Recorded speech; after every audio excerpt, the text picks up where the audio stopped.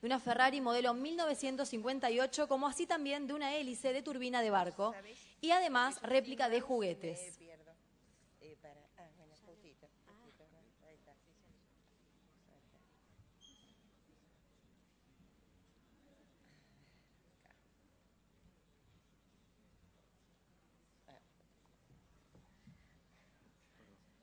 Hasta ahí había llegado, pero sin mouse.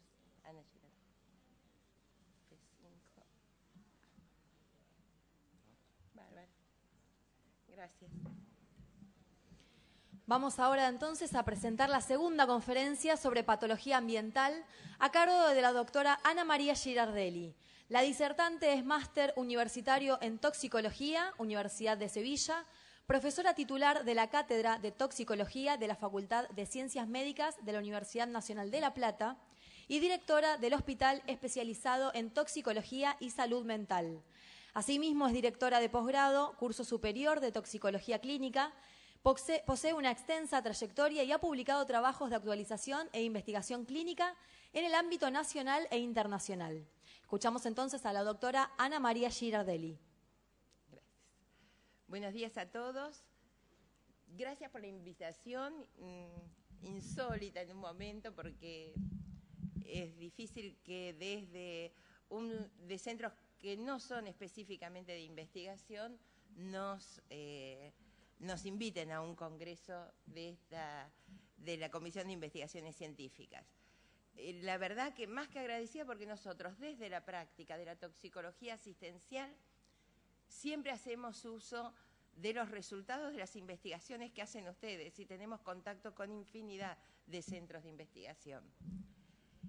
Y en la charla de hoy un poco contarles qué es lo que vemos, a darles algunos pareceres de cómo, unas características de lo que vemos como patología ambiental o cómo se produce, y trataremos de terminar con conclusiones sobre poner un término medio entre todo lo que se divulga por los medios de comunicación y lo que realmente tiene importancia desde el punto de vista clínico a nuestro entender. Por supuesto que estamos hablando de patología ambiental, de patología provocada por agentes que están contaminando. De hecho, de eso se tratan estas reuniones, de agentes que están contaminando el medio. En realidad el hombre en su evolución ha tenido contacto con elementos externos y es parte de su fisiología comenzar a aceptarlos. Su sistema inmunológico, a medida que se ha ido poniendo el ser humano en contacto con diferentes xenobióticos, los ha ido aceptando y ha provocado en su organismo las modificaciones correspondientes para aceptarlos. No pasa con todos. ¿Qué es lo que nos pasa hoy?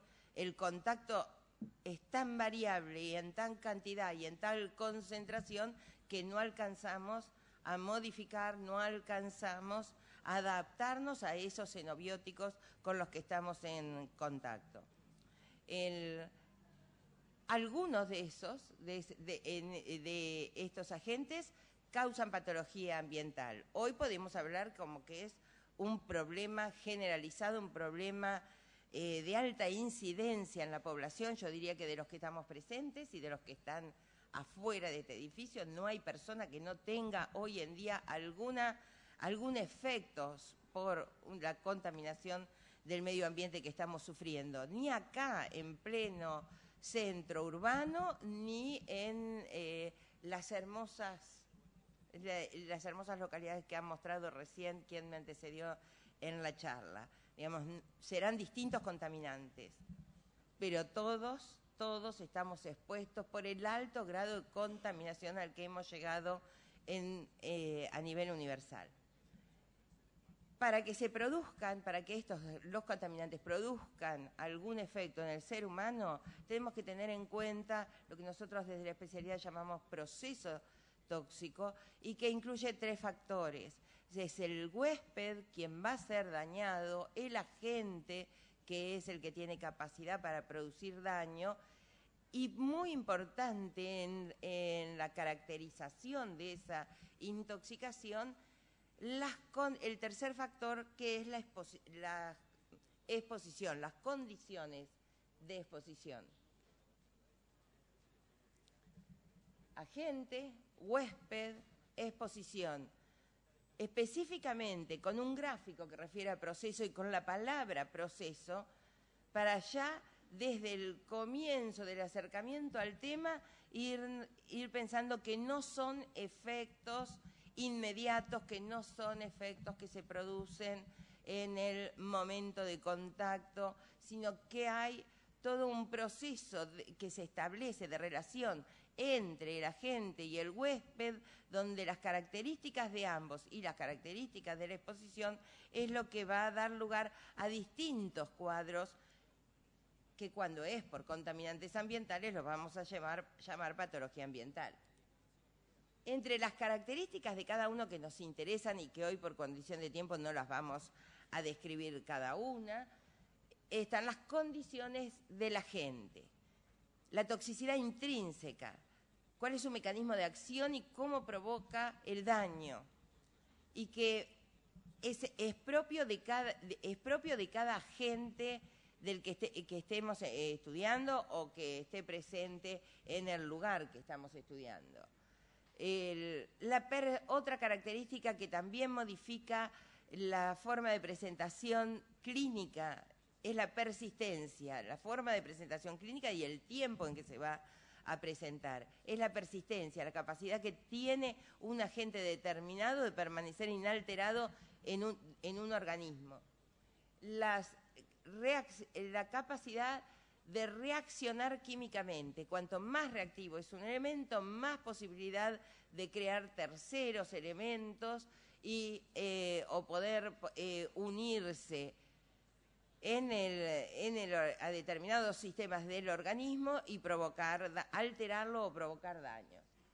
Y por supuesto, último, del que más se habla, aunque no es de ninguna manera el más importante, es una más de las características del agente que nos preocupa, que es la acumulación en sus diferentes grados. Simplemente la capacidad de algunos organismos de depositar la sustancia con la que tienen, a la que están expuestos, sería una acumulación simple, una bioacumulación. La bioconcentración, cuando el organismo que recepta el contaminante logra tener una concentración mayor que el medio desde donde se ha contaminado, y la biomagnificación, que es lo que más nos interesa dentro de lo clínico, cuando ese proceso de bioconcentración se repite a través de los diferentes niveles de la cadena alimentaria, siendo el ser humano el ser que recibe los contaminantes a través de sus alimentos, de sus medicamentos, de las drogas de recreación, de otras utilizaciones de los agentes que denominamos genéricamente contaminantes en mayor concentración que algunos de los elementos vivos del medio ambiente que están más bajos en la escala. También nos interesan las características del huésped. Para nosotros tiene fundamental aplicación clínica. Por supuesto que hay un área muy importante de investigación, todo lo que son alteraciones genéticas o desviaciones de la genética normal, las diferentes vías metabólicas que puede haber entre una etnia y otra y que pueden hacer que determinado producto sea más fácilmente eliminable por un sector de la población que otro. También están las más comunes dentro de las características del huésped, la mayor afectación por edad, los niños y los ancianos, por estados fisiológicos, las embarazadas, para dar un ejemplo. Pero no podemos dejar de mencionar que desde el punto de vista clínico, un gran factor de susceptibilidad del paciente y tiene un alto índice de oportunidad del paciente para agregarlo dentro de la lista de los que son población de riesgo con respecto a la exposición a un contaminante, son los factores sociales. La patología ambiental es una patología democrática, universal y democrática. Todos podemos estar afectados, No hay fronteras de partidos ricos, partidos pobres, de países ricos, países pobres, desarrollados o no desarrollados. La contaminación va a llegar igual, pero quien más está afectado seguramente es la población más vulnerable, la población que vive en hacinamiento, sin obras de saneamiento, que tiene aquella que tenga menos nivel educativo, aquella que tenga menos acceso a la salud, va a ser más vulnerable con respecto a la patología ambiental como a cualquier otra patología. Perdón.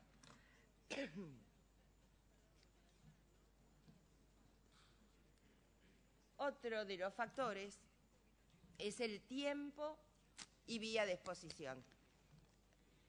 Como características de la exposición, fundamental el tiempo y la vía de exposición. Para nosotros nos va a dividir en agudas y crónicas según ligeramente, porque hay episodios intermedios, pero entre procesos agudos y crónicos, dependiendo de si la exposición fue corta o en un solo momento o se prolonga a través de meses o años. Pero es que tiene importancia desde el punto de vista clínico, porque a pesar de lo que a veces se publica en alguna revista de comunicación general, los síntomas son diferentes, las manifestaciones clínicas son diferentes. Nosotros hoy como problema ambiental grave en la provincia tenemos el arsénico presente en las aguas, en las napas subterráneas. El arsénico en forma aguda, a alguien que quiere comete un episodio de autoeliminación o de heteroeliminación, la persona afectada va a tener un cuadro gastroenteral grave. Y esto no es lo que vemos en Crohn, para nombrar solamente un cuadro clínico, ¿no? Es mucho más complejo. Desde lo crónico sabemos que no es así. No hay prácticamente alteración gastrointestinal, están los problemas, lentamente se van instalando los problemas de piel, los problemas de otros sistemas, el problema de la neuropatía periférica, etcétera, sin pasar en ningún momento por un cuadro gastroenteral grave como en agudo. Estas circunstancias que parecen muy simples cuando uno las explica, muchas veces desde la consulta general, hasta el mismo paciente antes de consultar o aún después de consultar, muy difícil a veces cambiar su perspectiva cuando él está convencido que lo que ha sufrido es una intoxicación con X producto, porque le ha llegado información errónea que mezcla lo que es agudo con lo que es crónico. Y además del paciente, digo también el profesional que a veces no está, el profesional médico, que a veces no está actualizado o no recurre a los centros especializados para pedir información y también relaciona un producto con una sintomatología sin hacer este screening sobre agudo o crónico y mucho menos hacer las diferencias sobre las vías de exposición.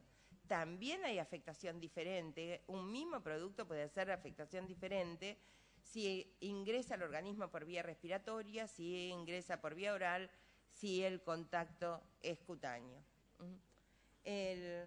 Lo cual nos pone en una situación de diversidad de cuadros clínicos. Y que todos genéricamente hablamos de patología ambiental, yo no sé si exactamente tenemos la conciencia de que patología ambiental involucra innumerables cuadros producidos cada uno correspondiente a un agente determinado y que además puede tener variaciones según las características del huésped y según las características de la exposición fundamentalmente. Otro de los conceptos que también a veces conviene reforzar es el defecto tóxico. Obviamente cuando nosotros estamos hablando de un proceso tóxico, un proceso patológico que va a dar lugar a una enfermedad, obviamente esa enfermedad la vamos a llamar intoxicación. Pero es que La intoxicación da idea de un cuadro clínicamente visible, fácilmente diagnosticable. Y si nosotros queremos hacer progresos, prevención en patología ambiental, tenemos que buscar los primeros efectos. La verdad que el paciente ya está dañado con los efectos más precoces, con el menor cambio orgánico, funcional, que se produzca en el organismo por la acción de una sustancia externa. Con el mínimo cambio, ya el paciente está en riesgo. No es una patología que se demuestra. No, el paciente mismo no se siente enfermo. Desde la comunidad médica, desde los programas de salud, tenemos que ir a buscar a ese paciente. Tenemos que reconocer los factores de riesgo y sabiendo que está expuesto a determinado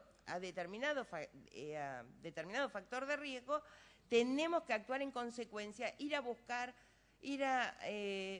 verificar si el paciente está afectado o no. No va a concurrir solo, porque pasan años hasta que la enfermedad se haga visible, hasta que la enfermedad se haga reconocible, hasta que dé algún síntoma que sea molesto para el paciente. Eso también, porque da síntomas, pero son síntomas que pasan inadvertidos, que son fácilmente superados con medicación, obviamente, a veces automedicación, a veces pacientes tratados sintomáticamente, y pasan años sin la consulta oportuna, hasta cuando los daños mayores ya pueden haber llegado al estadio de irreversibles. Es bueno aclarar hablando de efecto tóxico, que cada agente, cada contaminante va a responder a la toxicidad intrínseca que puede expresar, que va a responder a su mecanismo de acción. No va a dar cuadros, no va a dar una sintomatología ajena a la que puede él provocar por su forma de interactuar con las células orgánicas. El daño, por supuesto, es función de la dosis y del tiempo de exposición, como ya lo he aclarado. ¿Y qué efectos? Porque si vamos a hablar de cada una de las enfermedades provocadas por contaminantes, damos un curso de patología clínica y traigo prácticamente el libro de clínica. Cada contaminante afecta a determinado sistema, en diferente forma. Tendríamos que hablar de muchas patologías que son comunes incluso, que las padecemos habitualmente, nada más que además tienen alguna variación cuando son provocadas por un contaminante. Así que vamos a hablar genéricamente. Sí ratifico que la manifestación clínica provocada, cualquiera sea, va a corresponder a lo que puede hacer ese agente, no a otro. Y los efectos que buscamos en toxicología los podemos dividir en dos grandes grupos. Los efectos no carcinogénicos son aquellos efectos sobre las funciones o sobre las estructuras orgánicas. Son los efectos comunes: fiebre, vómitos, dolores musculares, debilidad muscular, parálisis, parestesias, cambios en la visión, cambios en la audición. Son todos efectos clínicos que cuando se reúnen de determinada manera uno los puede orientar hacia determinado contaminante. Lo más importante es saber que estos efectos no carcinogénicos son los que responden a una dosis. Por lo tanto, tienen una dosis umbral para su presentación.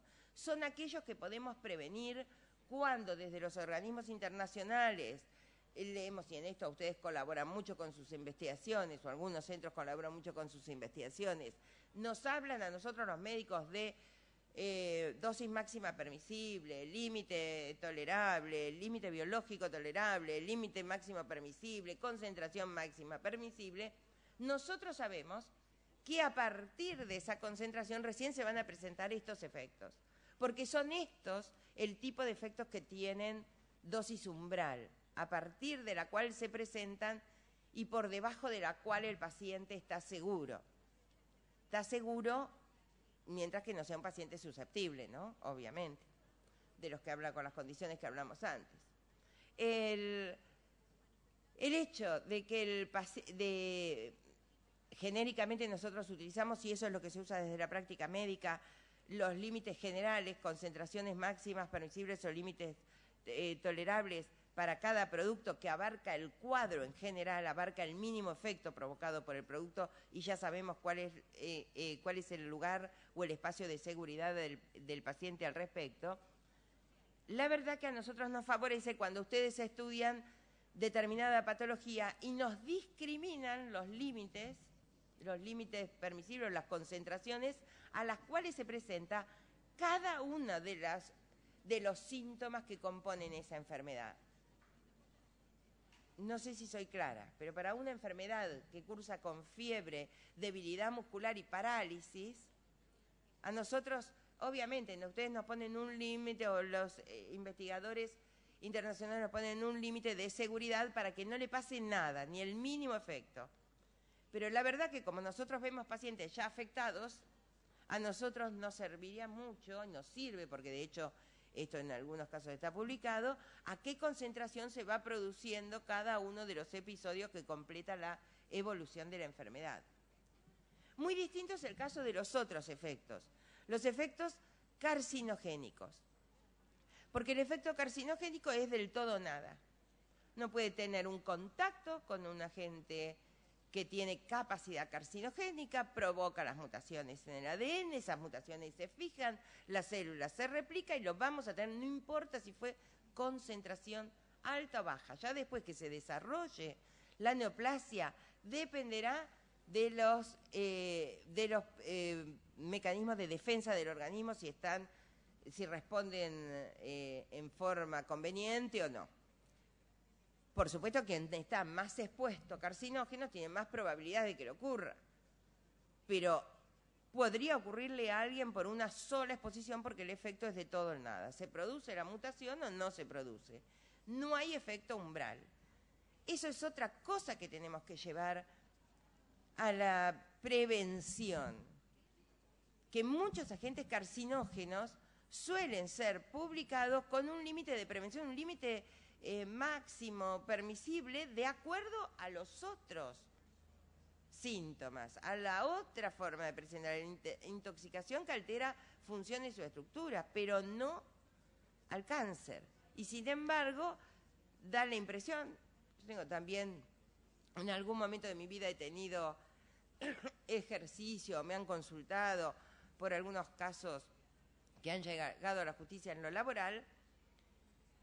Para el efecto cáncer no hay concentración máxima segura, concentración permitida en el ambiente. ¿Ocurre o no ocurre? Y ustedes verán un espacio notorio entre medio de los dos, porque los efectos se utilizan, los efectos que tradicionalmente se estudian en toxicología se dividen así, no carcinogénicos o carcinogénicos. Pero en los últimos 30 años, en diferentes reuniones de centros de toxicología a nivel internacional, hemos querido separar una tercera rama que en realidad incluye agentes que están dentro de los carcinógenos y otros que están dentro de los no carcinógenos.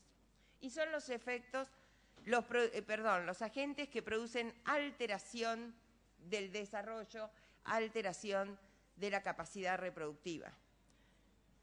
Porque en las últimas décadas, yo le diría que desde los años 60, 70 del siglo pasado, se han ido incorporando innumerables sustancias desde el punto de vista medicamentoso, alimentario, con forma de aditivos alimentarios, a veces también como medicamentos en no buenas condiciones de consumo, plaguicidas, medicamentos, creo que lo nombré, productos que se utilizan en trabajo, intermediarios químicos, etcétera, que tienen afectación importante sobre la capacidad, fundamentalmente sobre la capacidad reproductiva, y hay un menor número que tiene afectaciones sobre el neurodesarrollo de los fetos.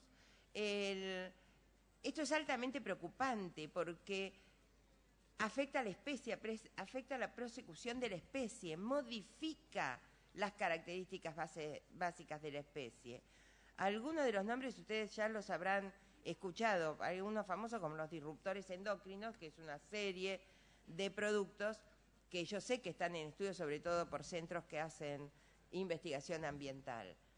Y lo traigo especialmente a colación porque además de todos esos productos que han sido incorporados en los últimos 60 años al uso cotidiano en un mundo que podríamos definir como irremediablemente químico en el que estamos inmersos, todos esos productos o sus metabolitos llegan al medio ambiente.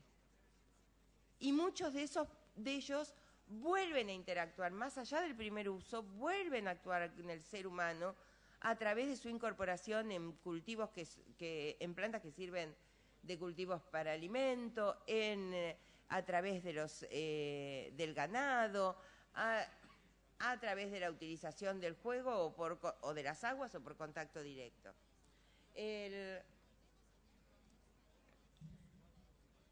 Obviamente que hubiese sido mucho más interesante que yo les pudiera hablar de cada uno, lo cual el tiempo impide, pero de cada uno de estos ítems, que son los que más se presentan clínicamente, el mayor tipo de patología no es exclusivo, pero la patología ambiental se expresa fundamentalmente a través de estas características. Las dermatosis, no todo dermatitis, no son todas irritativas. Hay dermatosis, hay alteraciones de color, hay alteraciones de forma, de estructura de la piel. Las dermatosis, las enfermedades respiratorias, la afectación del neurodesarrollo, algunos a través de la absorción intraútero o de la exposición intraútero, otros desde el principio de la edad fértil, tanto de hombre como de mujer, pero dejan determinadas alteraciones que van a dar lugar a alteración en el producto de un futuro embarazo.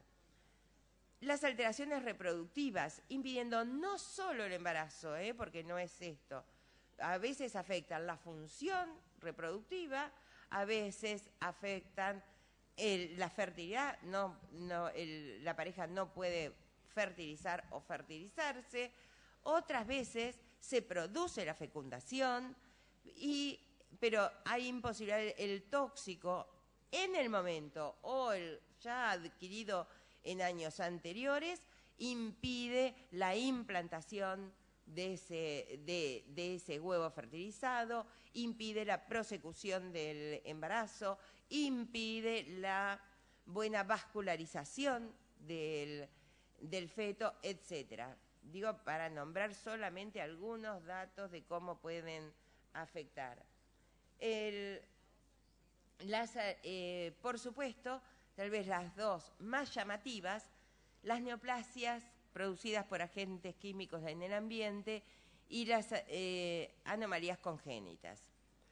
Las anomalías congénitas no se dan 100% siempre de tener contacto con un producto, es igual que con alguna sustancia que se haya utilizado como medicamento, no el 100% de las veces que se tiene contacto se produce la anomalía, situación que hay que llevar para llevar calma a la población, porque hoy hablan de la incertidumbre, en estos casos la incertidumbre también enferma, ¿no?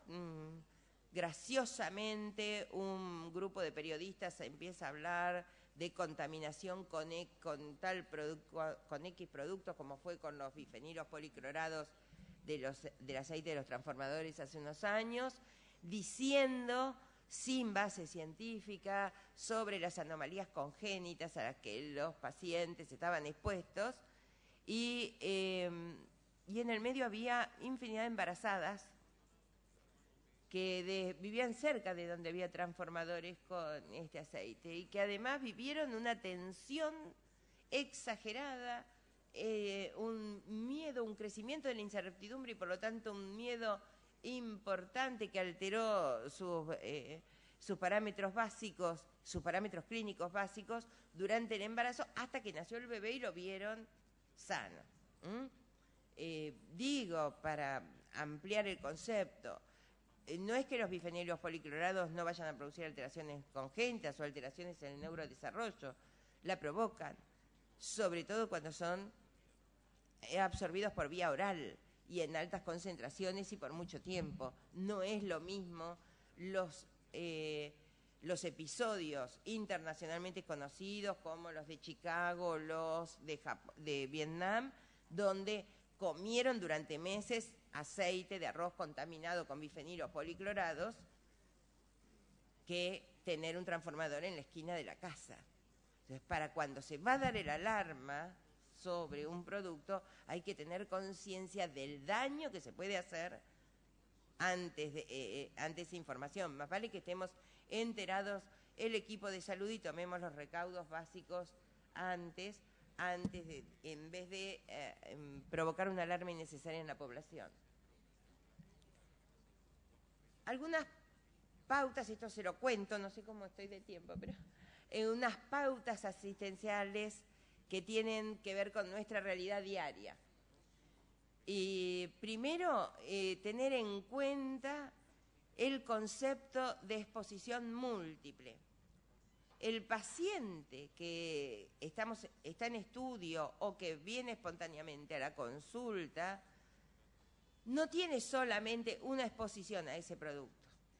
Nosotros cuando estudiamos grupos poblacionales nos dicen, obviamente que la consulta llega por un grupo poblacional expuesto a plomo, porque hay una fábrica de cerámica o una fábrica de pigmentos, una fábrica de baterías cerca. No, primero que sería un error referirnos solamente al plomo, porque seguramente que en la fábrica y en otras fábricas del mismo poblado hay plomo y hay otros elementos.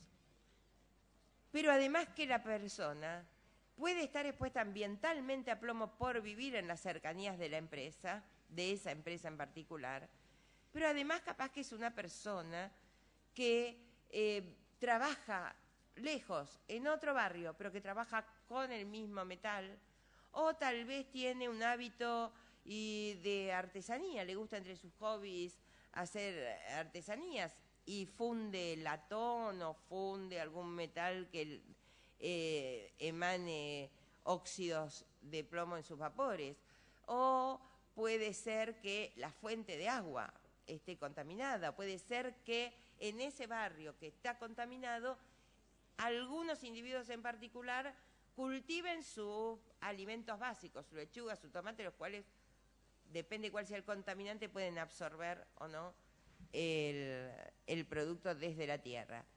Y por lo tanto, insisto que esto de pensar que las situaciones de contaminación ambiental ocurren en un lugar circunscripto y determinado a un producto es un error.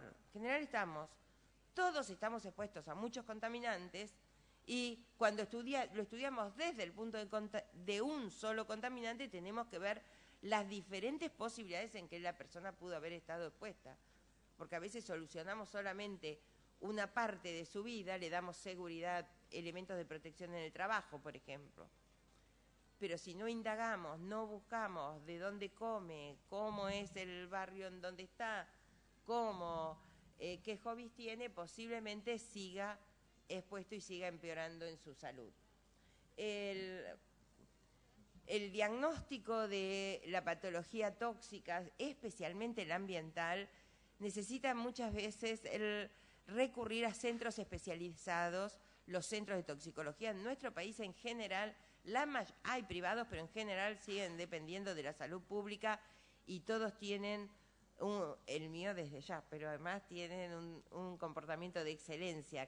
La generalidad de los servicios de toxicología, que casi todos a los que en su mayoría se puede acceder gratuitamente. Es muy difícil que la intervención de ellos se lleve a un diagnóstico exacto. Por lo menos orientamos y después certificamos el diagnóstico, lo cual lo hacemos con muchas veces usando laboratorios que están en los institutos en los que ustedes trabajan. La dificultad diagnóstica para el médico clínico general o para el médico generalista o para el pediatra está en que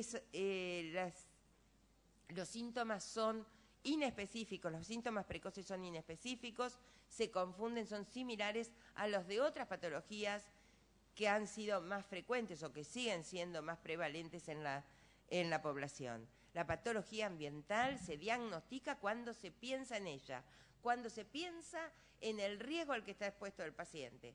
Y después se pedirán las interconsultas a centros especializados, públicos o privados, de acuerdo a la necesidad que tenga o a la ayuda que necesite el médico que esté a cargo. Para terminar, algunas características, recalcar esto de las intoxicaciones ambientales: son intoxicaciones crónicas,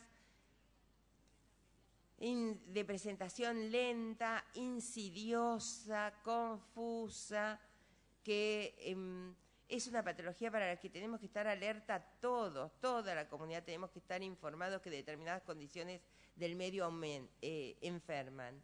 No solamente, aunque sean más vulnerables, no solamente los que viven en casas precarias, en suelos anegados, cerca de ríos contaminados con mal olor y que visiblemente no corresponden, no tienen agua de calidad. También en los centros de las ciudades, con el nivel de ruido, con el nivel de gases de combustión que elimina el parque automotor, todos estamos estaremos expuestos a diferentes circunstancias, pero todos estamos expuestos a algún contaminante o a más de un contaminante, y si no estamos expuestos en condiciones de enfermar, pueden también alterar alguna patología o modificar o complicar alguna de las patologías preexistentes en nosotros. Como último concepto, porque es lo que siempre nos piden, nos dicen necesitamos dimercaprol porque tenemos o penicilamina porque tenemos una población intoxicada con arsénico, desde el punto de vista ambiental, y esto yo creo que ustedes que muchos trabajan en territorio y tienen contacto, es bueno que tengan este concepto. Las intoxicaciones ambientales no se tratan con antídoto. Podré tratar con antídoto a un paciente que, además de estar expuesto ambientalmente, está expuesto laboralmente, o que tiene algún déficit orgánico que lo hace más susceptible y que si no lo trato se muere. Bueno, lo trato con un antídoto. Pero si la exposición es ambiental, yo lo que tengo que hacer, el tratamiento que aconsejo es remediar el medio ambiente. No se puede decir livianamente, bueno, que sigan expuestos y salud que me mande los antídotos y distribuyo antídotos en la población. Porque los antídotos tampoco son inocuos. Algunos son hasta más riesgosos que los contaminantes si los voy a dar en forma crónica. Los antídotos son medicamentos que sirven para un momento indicado, ante un valor específico y un estado de intoxicación específico, y revertir el cuadro. Y lo tengo que completar con el cese de la exposición. No sirven los antídotos como para bloquear o para proteger a la población, y puede seguir estando expuesta, que total tomo el antídoto.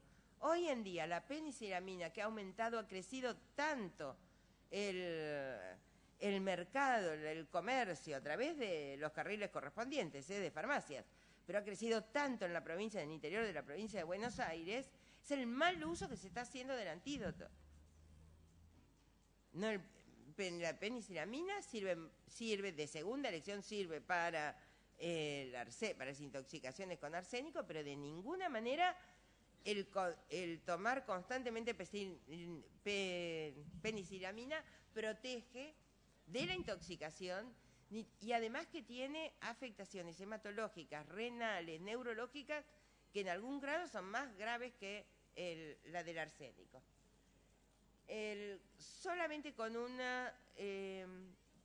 para terminar, allí tienen el número gratuito del centro de referencia que está a mi cargo, centro de referencia en toxicología que está a mi cargo, pero terminar, creo que todos debemos contribuir a que la gente sepa, no espere, sepa la graduación de afectación orgánica por contaminación del medio ambiente, que no esperemos las grandes patologías, cáncer, la anomalía congénita, la infertilidad. alteración en el medio ambiente cambia la calidad de vida y el cambio en calidad de vida termina enfermando al individuo. Empezará con síntomas inespecíficos, pero terminará con una gran patología. No esperemos el momento de la gran patología, no esperemos el incendio a través de los medios de comunicación que quieren hacer denotar algún hecho particular. Estemos atentos todos, desde lo que nos toca para prevenir y no contaminar, y también para alertar en forma procedente a determinado grupo de riesgo y proceder a la atención. Me tenía que pasar esto porque el apellido no es en vano. Sin manos, yo el día que no tenga manos me quedo muda. Pero bueno, espero, no sé si tendrán algunas preguntas y gracias por la atención que me han dispensado.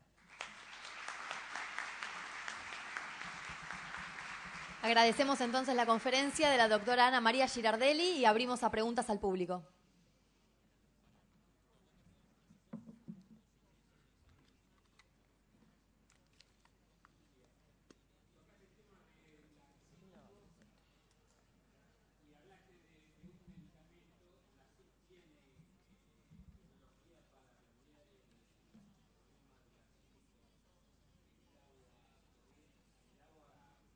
De las napas.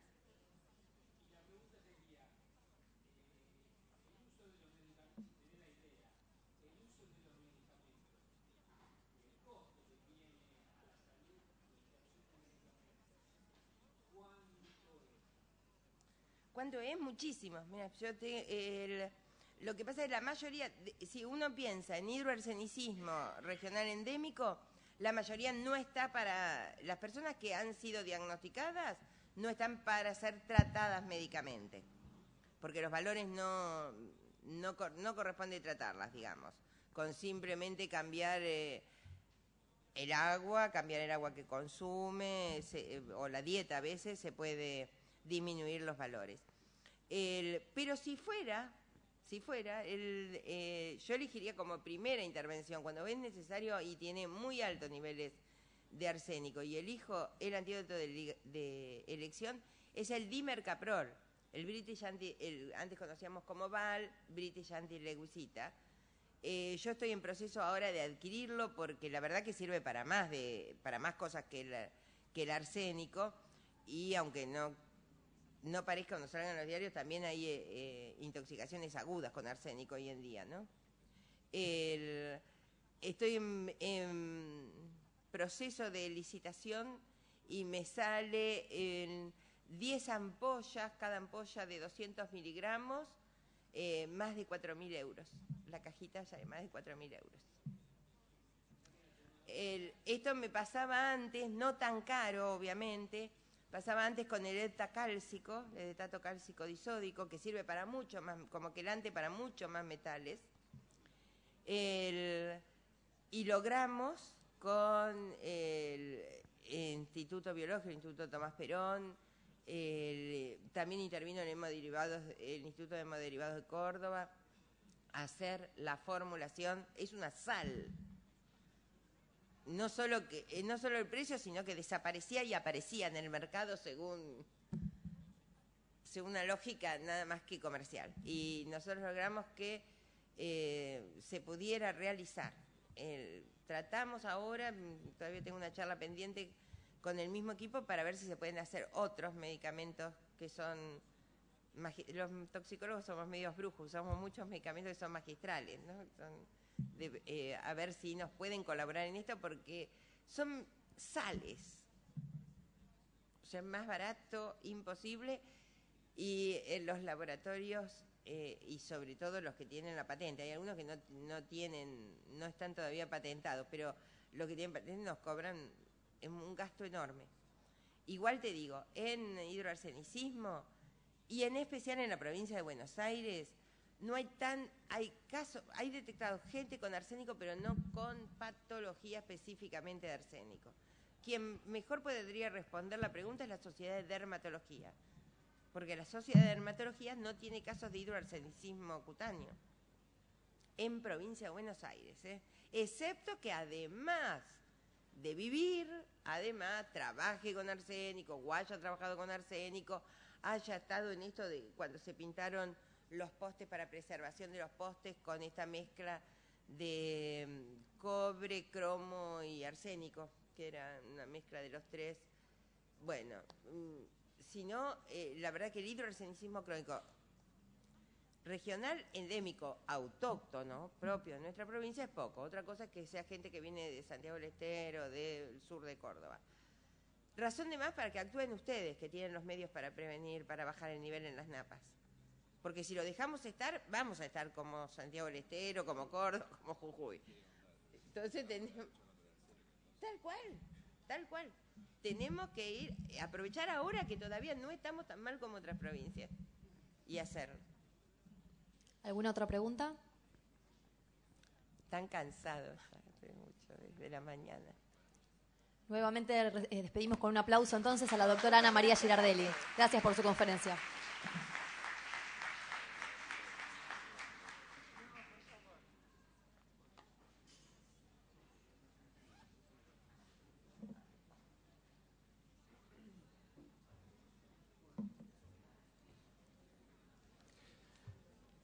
Seguimos invitando al público presente.